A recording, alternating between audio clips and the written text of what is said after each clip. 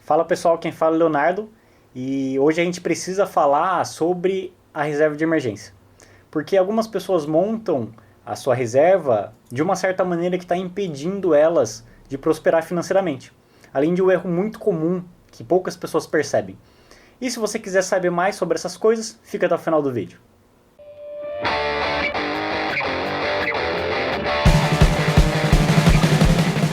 Fazendo uma analogia com a reserva de emergência, se você conhece futebol ou até mesmo se você não conhece, você sabe que um time não é composto só por atacantes. E a reserva de emergência é exatamente o contrário, ela é a nossa zaga, ou seja, ela vai evitar que a gente tome gol. E ela tem uma finalidade muito nobre, que é nos fazer ter noites mais tranquilas. E diferentemente do que as pessoas falam por aí, os imprevistos eles são previstos. A única coisa é que a gente não sabe quando que elas vão acontecer. Então, algum dia você vai ficar doente, mas você não sabe quando. A sua geladeira algum dia vai quebrar, mas a gente também não sabe quando. Você pode perder o emprego. E todas essas coisas têm um ponto comum. A gente precisa de dinheiro para a gente melhorar essa nova condição, né, essa nova emergência que surgiu na nossa vida. E é aí que a reserva de emergência entra.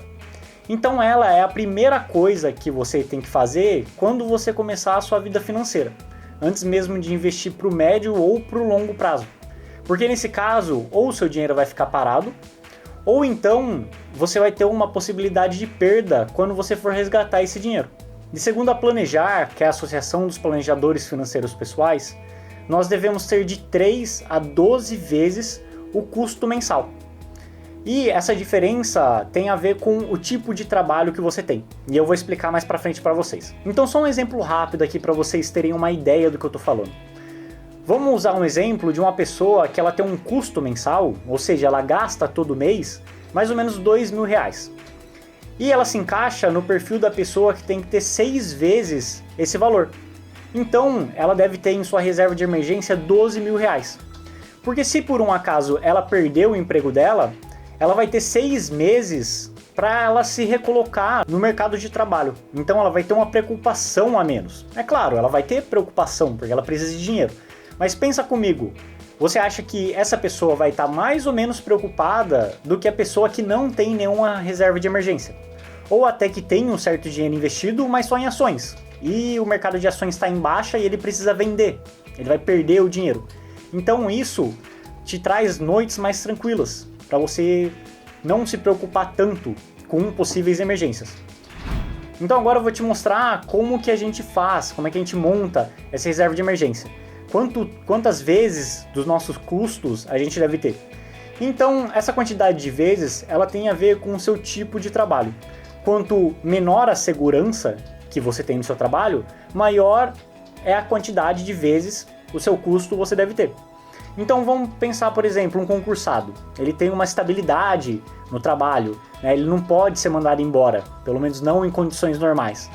Então nesse caso, ele é a pessoa que tem que ter pelo menos 3 meses da reserva de emergência.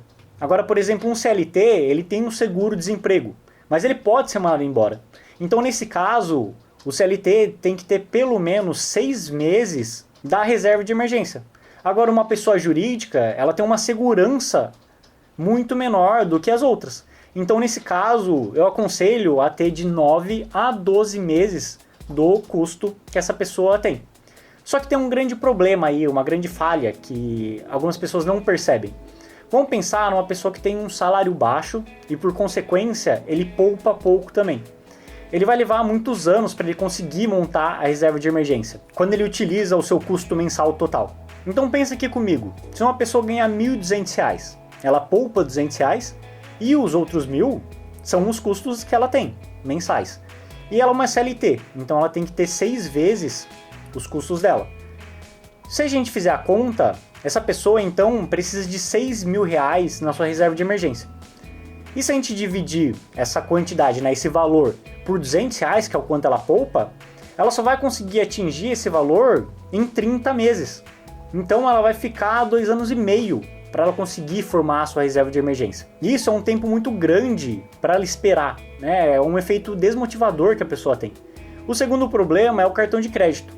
Se a pessoa até tem a reserva de emergência, mas o cartão de crédito dela vem alto todo mês, Se ela ficar desempregada, ela vai gastar a sua reserva de emergência com o cartão, né? Isso porque o cartão consome sua renda futura que você nem ganhou. E qual que é a solução para o primeiro problema? Não é você mudar a quantidade de meses que você tem que guardar, mas sim trocar os custos totais por custos fixos. Porque no primeiro caso, você vai manter o seu padrão de vida. Mas se você não ganha muito, se você quer melhorar a sua vida, a gente tem que fazer alguns esforços, não é mesmo? Então, com os custos fixos, você vai manter, na verdade, apenas o necessário. Aquilo que você não consegue cortar se você ficar desempregado. Então a gente pode pensar aqui no aluguel, na conta de supermercado que você compra para você se alimentar e muitas outras coisas. É nisso que você tem que colocar na ponta do lápis e fazer vezes aquela quantidade de meses que eu falei anteriormente. Então vamos fingir que para essa pessoa, desse exemplo que a gente estava dando, o custo fixo dele é R$800. Se a gente fizer 6 vezes 800, vai dar 4.800. Se a gente dividir pelo quanto essa pessoa poupa todo mês, isso vai dar que a pessoa precisa de 24 meses para ela conseguir formar a reserva de emergência dela. Claro, não vai diminuir tanto quanto a gente gostaria, mas já é alguma coisa a mais.